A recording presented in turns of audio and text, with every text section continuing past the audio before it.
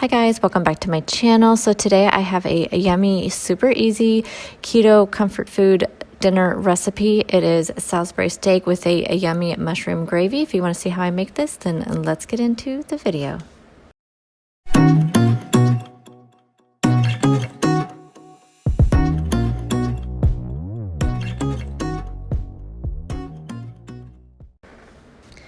So in my bowl here, I have 1/3 of a cup of crushed up pork rinds. I just crushed my own pork rinds. And then to that, I am adding in 1/4 cup of heavy cream.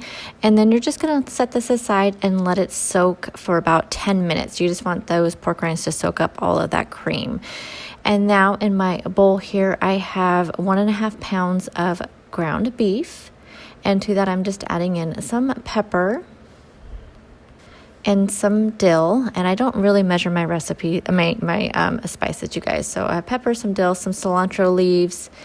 I'm also adding in some onion powder, some garlic powder, some red pepper flakes, and then I'm just going to put in some of this everyday seasoning from Trader Joe's. So you guys could do whatever seasonings you want, but I highly recommend the red pepper flakes for sure.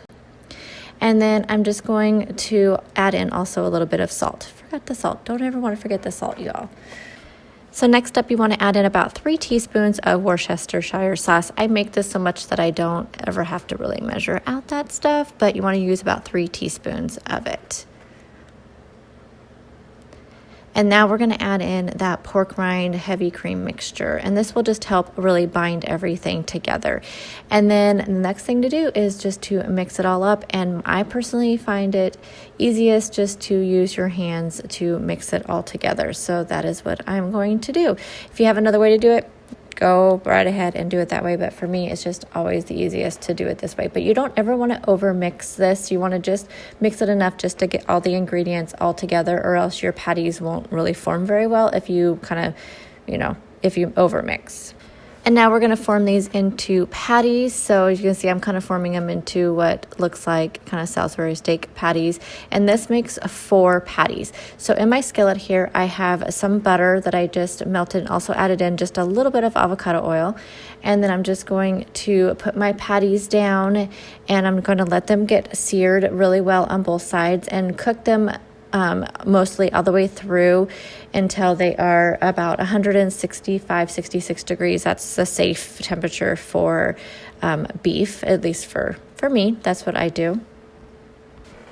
And as you can see here, they are nice and crispy on the outside. So I'm going to pull these out of the pan, and you're going to want to take out any kind of burnt pieces out of your pan, because mine had quite a few of them in there.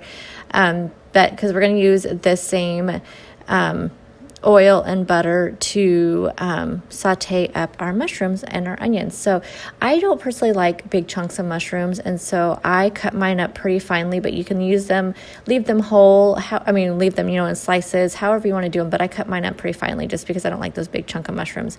And then I just put in some chopped onion in there as well. So I used about, I would say 1/2 of a container of mushrooms and about 1/4 cup of onions. And I'm just going to saute that all up in the oil and butter and get that all nice and the onions translucent and the mushrooms soft.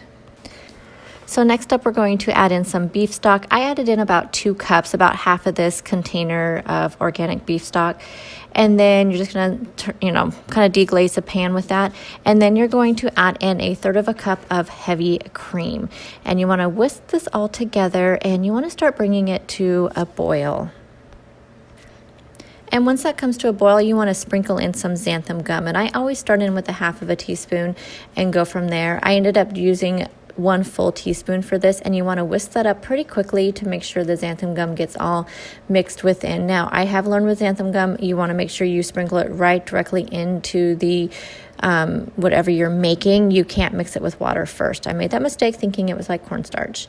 And then once your gravy is nice and thick like this, you want to add your steaks back in, and you want to cook them a little bit, into that gravy just to kind of absorb all that flavor.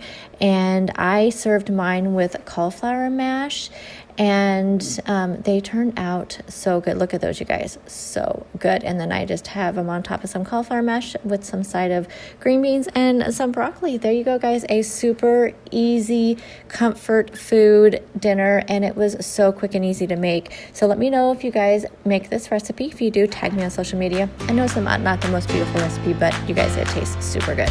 So I will see you guys in the next video. Bye, guys.